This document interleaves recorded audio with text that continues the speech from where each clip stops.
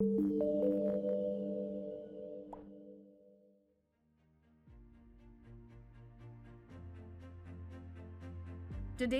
I have the honor of interviewing my very favorite mentor, Barbara O'Neill. Thank you so much, Barbara, for being here. How does faith help us to heal? Well, what I found very interesting, I think it's fairly obvious through my lectures that I'm a Bible believing Christian, but the dictionary says faith is belief in action. It's not just what you eat, but how the gut is functioning. And that's one of the problems with drug medication. There are a few, is what it does to the gut. It really slaughters the gut. Hippocrates said all disease begins in the gut. We've got to look to the gut to heal the gut. So yes, it's important to eat nourishing food. Yes, it's important to have as organic as much as possible and to prepare it in the best way. But it's also very important to check that this gastrointestinal tract is working well. And that's the longest 6 weeks of my life was when this hand was in plaster after I broke it. I wanted to be better in a minute, so there's a time factor. Be patient, you'll get there. I think that's a big one. Hello, everyone. A warm welcome to my channel, Awaken Your Soul. Hi, I am Deepa Rajani, and author, a motivational speaker, and an autoimmune health coach. Today, I have the honor of interviewing my very favorite mentor, Barbara O'Neill. Thank you so much, Barbara, for being here. Barbara O'Neill believes that our bodies were designed to heal themselves because that is how God created us. And she is on a mission to help us understand our body's natural potential to heal. A warm welcome to you, Barbara. Thank you. The first time I heard Barbara speak, she really truly touched my heart because she spoke about faith and surrender. And faith has brought miraculous healing into my life. And that is what truly drew me to you, Barbara. And I decided that I truly want to meet you one day. And I'm sitting here today with you. Thank you so much for this opportunity. It's good to be here. My first question obviously begins with, how does faith help us to heal? Well, what I found very interesting, I think it's fairly obvious through my lectures that I'm a Bible believing Christian, but the dictionary says faith is belief in action. And I really like that description. You hear something, you think, I'll try it, and it works, so you do it. So, and what is faith? Faith is something you can't see. So it's faith in the body. It's not healed now, but I believe it will heal. So just that thought, that attitude, that decision that I believe my body can heal, but I need to give it the right conditions. That's the action part. I can't just sit back and say my body can heal while I don't drink water and don't eat nourishing food and never exercise and go to bed too late. No, that's presumption. But faith means I believe I have a body that can heal itself. I have faith in the great God of heaven who made us this way. And there are certain requirements. That's the action part. Awesome. I truly believe that action is very important and the right action is very important. That's so true. That brings me to my next question. What inspired you to spread this knowledge of natural healing? What inspired me was the frustration of being in a situation where I did not want to give my child drugs, but the child was sick and I did not know what else to do. I felt that very keenly. And so when I began to discover natural remedies, I wanted to share it. I wanted to say, my child was sick, I did this, my child is well. And I read a book called The Ministry of Healing. It's one of my first books. And this lady, Ellen White, she had great faith in God. So she really links together faith and natural healing. And she said the only hope of better things on the planet is the education of people in the right principles. And when I read that, I thought, I know that to be true. That is absolutely right. I think for too long, people have said, do this, it's good for you. Well, I don't want to do that. I want to say, if you do this, your body will heal because this is what it'll do. And I find that when people understand why it's going to help, how the body functions, and if we do this, it works with that function, it makes sense. And the thrust, and I'm sure you've seen it in what you've seen already in my lectures, is I want people to know why, because I believe when you know why, you're more likely to do it. Absolutely. I totally agree. So I keep saying this all the time, like right knowledge plus right action equals to optimum health. And that's perfectly, exactly what you are saying. And especially when you spoke about your child, I think so many parents out here are struggling today because when their children are constantly not well and they're constantly visiting doctors and they're being put on endless courses of antibiotics, what is a message that we can give parents out there, people with young children? Lots of autoimmune diseases also happening, so Yeah. any message for them? Well, the message is we live in an incredible body that can heal. And when a young mother says, my child's got a fever, I don't know what to do. I've gone to the doctor, I've given the drug, and then the baby comes off the drug, the fever comes back. The first thing I say is, every baby on the planet has had a fever. And fever has a purpose. It has a purpose. Just ride with it. Water puts the fire out. Keep the baby well hydrated. You can do this. So I find they need a lot of encouragement. They need faith. So we come back to faith. The body will heal. You will get over this. One mother said to me, my child, he's always running around. He's so happy. He's just lying in bed. I've taken him to the doctor. The doctor said he'll recover. I've got him into a gastroenterologist. I think he's got gastritis. I said, where did that come from? I said, the little one just needs time. Let him lie. Just make sure he's well hydrated. But I said to this mother, every time you go into that little boy, smile. Because when he sees you frowning, he gets worried. So this again comes to faith. If you smile, you're basically saying to your little one, everything's all right and you will heal. And when the little one gets that message, the little one relaxes and says, yes, it's uncomfortable right now, but you will heal. So true. I think it's more the mother's fears that cause half of the it is true. illnesses. That's so It true. is true. Very true. Um, if we had to understand what are some of the biggest health myths in today's day, in today's world, any big health? I think the biggest health myth is that drugs heal. But drugs never heal. In fact, common sense tells us that. There's no healing power in that drug. The only healing is in the human body. Drugs come in and they're like robots. They say, get out of my way, I've got a job to do whether you need it or not. But they never heal.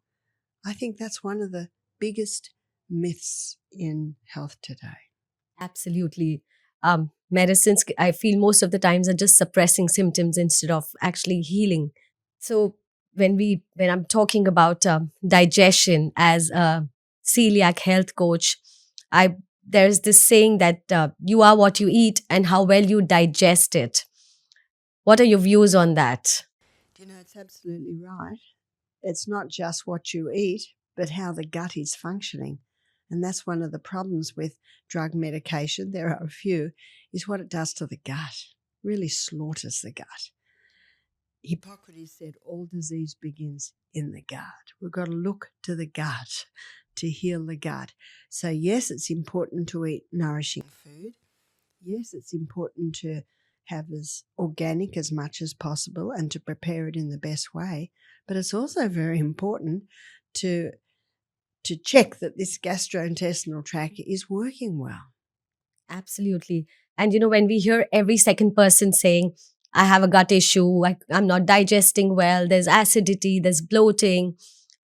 What do you think are the three major reasons for, a digestive issue happening today? I think one is drugs because of how it causes huge disruptions in the gut flora in our gut. But another one is devitalized foods. food that has no vitality, food that has been so highly refined, and also this. And this is one. Yes, devitalize. It's devitalized because of the nutrients it doesn't contain, because the soils are deficient, the plant's deficient, and some vital nutrients are extracted. And at the same time, flavorings are put in. So those flavorings, because otherwise no one would eat it. So I think that's another one. But the third one is lifestyle habits like dehydration and high stress, and not eating at the right time, eating all day long. So, dear, it's hard to put those into three, but I think I did. I know, I absolutely, and I think one of the biggest is lifestyle habits. I mean, we've forgotten how to live right, and we've forgotten what's more important. And I think we need to, put that message out. Lifestyle changes is going to change everything. Oh, yes, yes, Yeah. yes, yes. Okay, as a diagnosed celiac, when I was told for the first time that you have an autoimmune condition, that was a word I heard for the first time. And you need to be on a gluten free diet. Again, that was a word I heard for the first time. I want to know, where did autoimmunity come from and what is your take on autoimmune conditions? Well, I'd like to begin by saying I don't believe in autoimmune diseases. Autoimmune disease, it's almost as if this is it, you have it. But I do not believe God designed the human body to eat itself, to attack itself. So what's happened? What's happened? Something has come in, because you mentioned this earlier, which is not often addressed. To every action, there's an equal and an opposite reaction. In other words, there is always a cause, and there is a cause for these so-called autoimmune diseases. Something has come in that has disrupted body processes. So what we have to do is look at, well, what disrupted the body processes? How do you find that out? That's when you look at history. And you start by looking at a person and say, did you have the childhood shots? How were you fed as a child? What milk were you fed as a child? Did you have any basic diseases? Did you have tonsil problems? Did you have recurring ear? So all of this gives you an indication of where it may have started and the contributing factors that may have caused what they called these so-called autoimmune diseases. Yes, absolutely. Because children are not even eating the right foods. They're not getting enough sunshine, as you always say. So there are a lot of contributing factors which parents are not realizing. And we as adults are also not realizing. So, yes, those could be a lot of contributing factors to so called autoimmune diseases. And what I also find is it can be a whole lot of little things. And this is where people get, it's really confronting, is it's not just that. So I have a dent in my cheek where I crashed on the bridge. Real easy. Dent from crash. But it's rarely that easy. It's rarely that easy. It can be a little bit of this, a little bit of that, a little bit of this. And one child can get the shot and not have an obvious reaction. But the next child, after that, there's a terrible reaction. Now the child has eczema, or maybe the child has asthma. So because one child didn't have those reactions, people say, well, how could it be the shots? Then every child would have it. But it didn't work like that. And that's why I believe God meant us to be our own doctor, because there are no two people the same. Absolutely. And somehow Western medicine doesn't treat everyone as unique.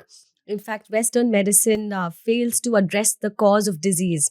And I sometimes wonder how come, Well, I think if they investigate a little bit too far, they won't like what they find, which is how whenever a mother says to me, my child's not well, my first question is, did they have the childhood shots? Because that's such a big contributing factor. And Dr. John Clark, he's an American doctor, and he speaks quite a lot about childhood shots and autoimmune diseases appearing in their 30s. He shows strong links between that.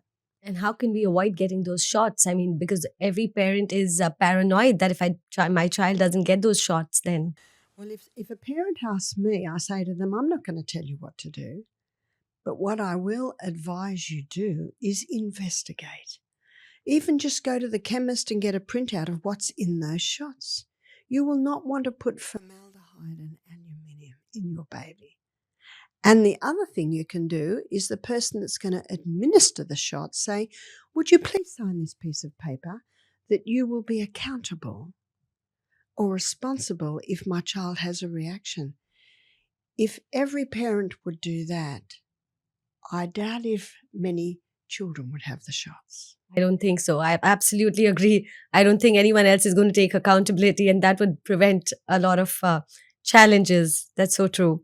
So, again, as somebody who is facing an autoimmune challenge, what I have noticed and I've heard is that one of the biggest causes of disease is inflammation. And in functional medicine, they do speak about the leaky gut, which is, I think, a fairly new term that has come in. And if you would want to elaborate on these two terms, inflammation and leaky gut. Well, let's go back to a previous comment. Why? These things don't just happen. There's always a reason, which again, we go back to the cause. How do you find the cause? You look at the history. And again, childhood shots. How was the child fed? Do you know a few hundred years ago, babies were not fed food. They were just given milk. And that is why the first teeth we get, 4 at the top, 4 at the bottom, they're called milk teeth because that's all babies should be having. Maybe they can suck on a piece of cucumber. It's testing time. But babies should not be having any starchy foods. They're all the cereals and the breads until the molars come through. Now, they don't appear till the child can be probably between 18 and 22 months of age, and yet babies are being fed starch, rice cereal, 4 to 6 months of age. There's another factor that's coming in to malabsorption in the gut. So the childhood shot, the malabsorption, cow's milk. Cow's milk's a common allergy, and the majority of formulas given to babies is based on that. So there's another factor. But also what babies are clothed in. They're not clothed in natural fibre anymore. They're not clothed in cotton. They're not clothed in silk.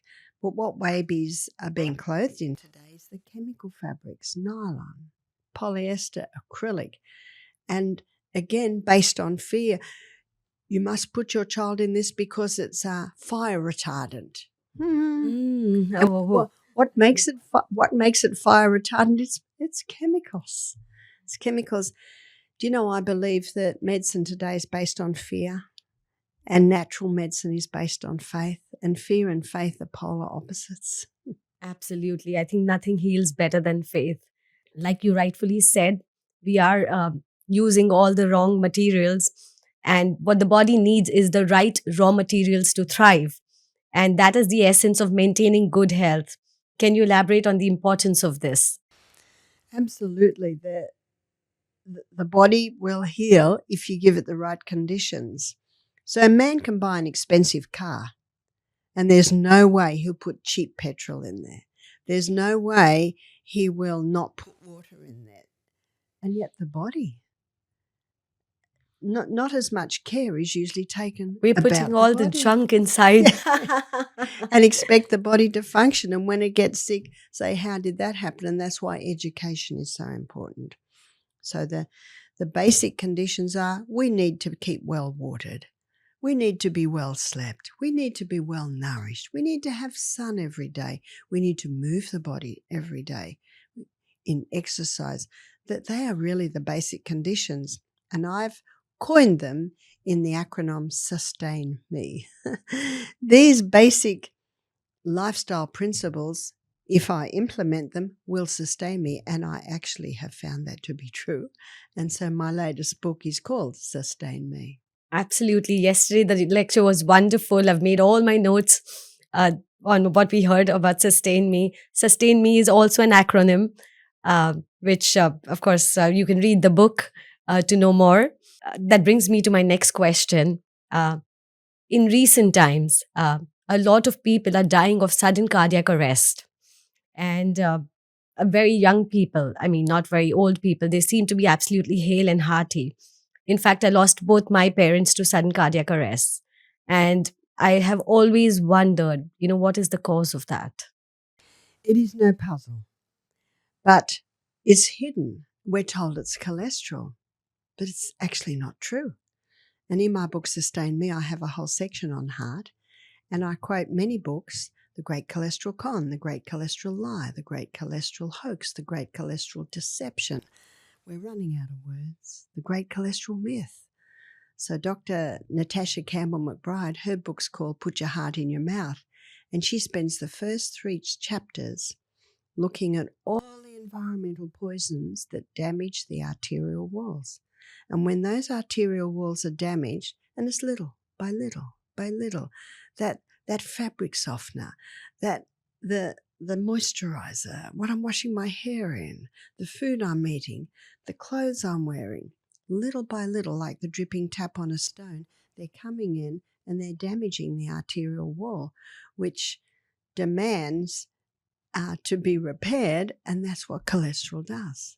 So little by little, all through our lives, the build-up is happening, build up, little by little by little, until suddenly there's one area that's particularly narrow, and maybe the person hasn't drunk enough water, they had a lot of stress in their life, which constricts the blood vessel, and boom, there's a blockage, sudden cardiac arrest.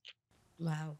And cholesterol is actually the one that's trying to come and save that from happening, right? That's right. Trying to put out the fire. He's the rescuer, and he's being blamed as the cause. Exactly. I mean, that's really, really funny. The one that's trying to save you has become the criminal. That's right. Okay. Our, since our bodies are trying to thrive and we're not giving it the right raw materials, are there any specific supplements that you think are essential for most people to take? Well, not a lot of people are very happy with my answer, and that is I don't take supplements. Now, I'm trying to get used to this very hot outside and very cold inside, and I chilled the other day when I was giving a lecture in a very icy air-conditioned room, and I took some vitamin C. So I might take vitamin C if I feel a cold coming or sore throat, but overall I don't take any supplements. I believe that if we're eating organic food as much as possible and we're giving our body the right conditions, it's not necessary. But saying that, we do advise some supplements for people with certain conditions. For instance, if someone has reflux, which is the food in the stomach trying to come up, I always look at wine. It's usually because they eat too late and they are stressed all the time and they're dehydrated. So yes, we implement lifestyle changes to remedy or eliminate the cause, but at the same time taking magnesium, which relaxes that cardiac sphincter and helps it to stay closed. And if someone has heart problems, the hawthorn berry strengthens the heart. Cayenne pepper is a great blood thinner and opener of the arteries. And also magnesium can relax the heart at rest. But once the person has conquered those issues, they often don't need to take those supplements anymore. Awesome. I agree. If we're eating the right foods and we're following the right lifestyle, then we may not need those supplements at all. But that's, I think, the biggest challenge today, where people are not living the right lifestyle, and that is, I guess, one of the reasons the body is not able to thrive. Uh, I want to come to a question. I'm from India, and India is a huge population. It's a massive population, and quite a few are under the poverty line. They are malnourished, living in unhygienic conditions, exposed to toxins.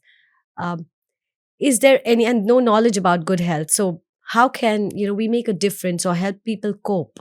Is there any solution there? I think especially with these people, the Sustain Me principles, it can be like a breath of fresh air because there's not cost involved.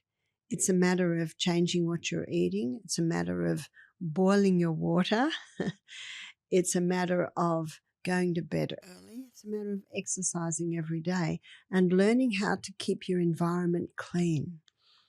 I remember I read of a Grantley Dick Reed. He was a doctor who went in the slums one night when a lady was having a baby, and he said that room was perfectly clean. Mm-hmm. So no matter where you are, no matter what you're doing, you can keep it clean. And I know when I was in Nigeria and there was rubbish everywhere and people everywhere, I thought, we just need someone to harness all these people, give them a bag each, and if everyone picked up all the rubbish, this city would be clean. Absolutely. I know it's a habit that one needs to start building. That's so true. And yes, sustain me principles are absolutely free of cost. I think everyone can follow that. So that's an amazing solution. Thank you. Uh, we are looking forward to you coming to India next year. I hope we do find you in India and I can meet you in person again. So I just wanted to bring that up. India is a great country. Have you ever been there before? I've been to Punjab, Vazuka. That was about 6 years ago now. Okay, amazing. So looking forward to you coming there.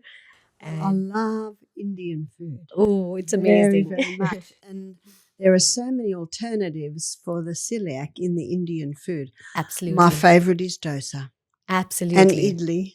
Yes. Excellent foods for the celiac. So I love Indian food. And my first cookbook at the age of 26 was a vegetarian Indian cookbook. Oh, wow. Amazing. I think the Indian food is so flavorful and so It wholesome. is. It And I is. think many Indians have forgotten that, It is. because we are influenced by the Western culture and we Yeah. are eating all the wrong foods when we have all those wholesome foods in our own You do, and country. you could teach the Western world so much about food.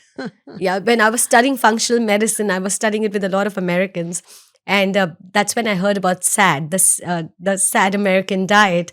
I'm like, and that's so true. When I just heard what they used to eat over the week, I'm like, oh my God, we had so much variety over here, Oh, yes, yes. Yes. When I was in Punjab, I was there for 5 days. They said, "What will we feed you?"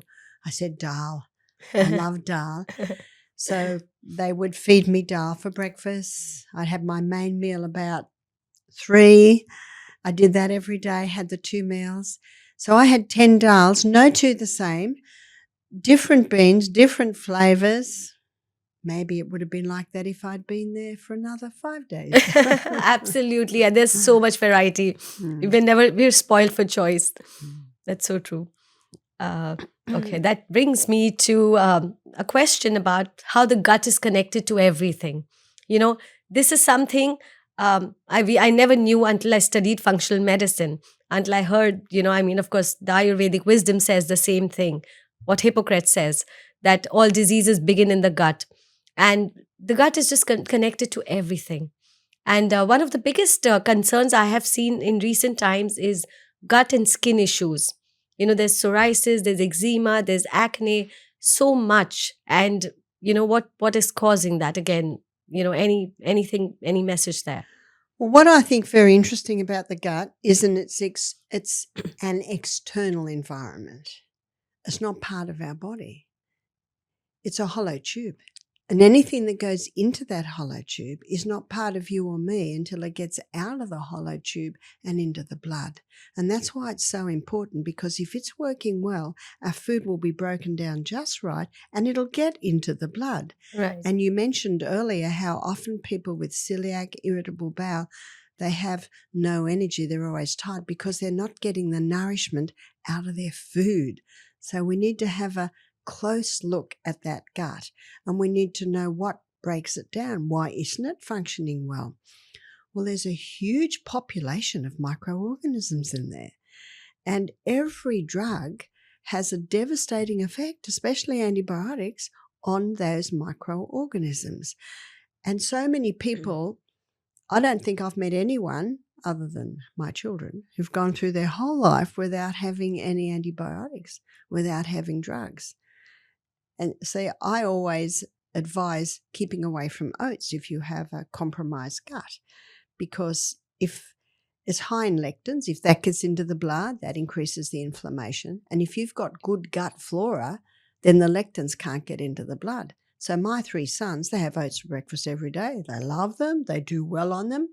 Well, that's because they have no health problems. That's because their gut flora, in fact, the whole of their gastrointestinal tract, is working very, very well. So they can. So it's understanding that even though there are some foods you can't eat now, if you get the gut into good working order, it's quite possible you can start to eat some of those foods again. Your body will tell you. Absolutely, because many times, I mean, that was the problem with me because for many years, my digestion wasn't that great. And obviously, eating fiber foods was causing a lot of bloating. And obviously, then I stopped eating it because it wasn't suiting me because I didn't know the solution. So, what do you suggest to people who are, celiac and they are having a lot of gut issues and they're not able to digest these foods? So, is it advisable to take stomach acid pills, digestive enzymes, maybe certain probiotics to help you to heal? Well, what I find interesting is that probiotic is a name given to this gut flora. It is fed by prebiotic, and Yes. prebiotic is the fiber. But what if they can't handle a lot of fiber? Well, what happens is you bring it right back. You can't handle lentils? Bring it back to a teaspoon. Can't handle a teaspoon? Bring it back to half a teaspoon. Because every single lentil, every single legume, every different type of food feeds a different microorganism. So if you bring it right back till there's no reaction, and then every week a little more, listen to the body. Body's happy, all good. Yes, we can have 2 teaspoons now. What's happening in the gut is you're feeding those microorganisms that are responsible for the final touch on those foods. So a lot of people are so absolute. I can't eat legumes at all. I bloat. Well, start small. Wow. Awesome. Because I never thought of it that way. Because obviously, whenever I ate oats, whether it was quinoa Yeah. and any fiber was always a challenge. Though it's much better now because I've increased the fiber slowly over the years. Yeah. But I do take an aid. I take a digestive enzyme along with my meals. Is that okay to take or not okay to You know, take? I think that it can be okay, but I like to work on what you've got. And what I find is that traditionally oats were soaked all day, cooked all night. So it's not just the food. Is it organic or not organic? It's not just the microbial organisms in the gut. It's how it's prepared. Sally Fallon, she wrote a best-selling book called Nourishing Traditions, and she investigates the traditional way that food was prepared. It was long, slow cooked. It was well soaked. It was made with Absolutely. the sourdough, the cultured way. So you can see there's 3 things we're looking at. Number 1, the food. Number 1, how it's prepared, and then the gut. Absolutely, that's so true. There's so many factors involved, and we're just trying to look at one factor. I'm going to That's make a right. note of that when I'm talking to my patients the next time. That's right. As a celiac, we face a lot of issues: villi damage, nutritional deficiencies, brain fog, mental health issues, and I I just feel that sometimes we are lacking support. And what is a message that you can give people on journey when they are facing an autoimmune condition like celiac? Well, the first thing I'd like to say to them is totally reject the name autoimmune. Throw that out of the vocabulary altogether and put into the vocabulary, I've got an amazing body. It's Awesome. going to heal. It's not quite there yet, but I'm going to go slowly. I'm going to go little by little, and I'm going to listen. And I say to people, make a diary. How did this food work? Well, the lentils are no good, the oats are no good, the quinoa's no good. Okay, well, don't eat them for a week, but then go on a little bit. Did that work? Did that work?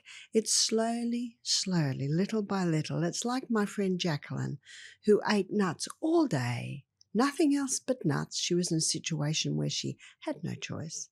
2 kilos of nuts in a day. Wow. And then she developed a nut allergy. Well, that's not rocket science, is it? Absolutely. But 2-3 years later, I'm with her. She said, I can't eat nuts.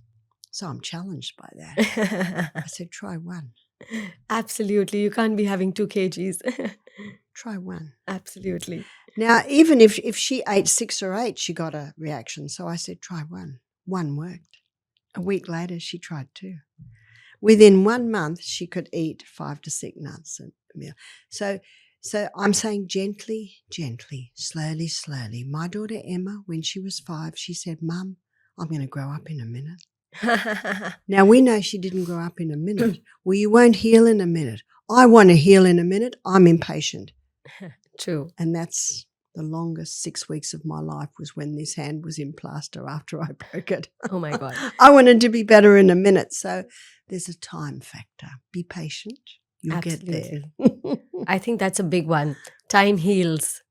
It does. Yes, it It does. does. True. We did speak about how, everyone needs to be their own doctor, and how we need to learn to listen to our body.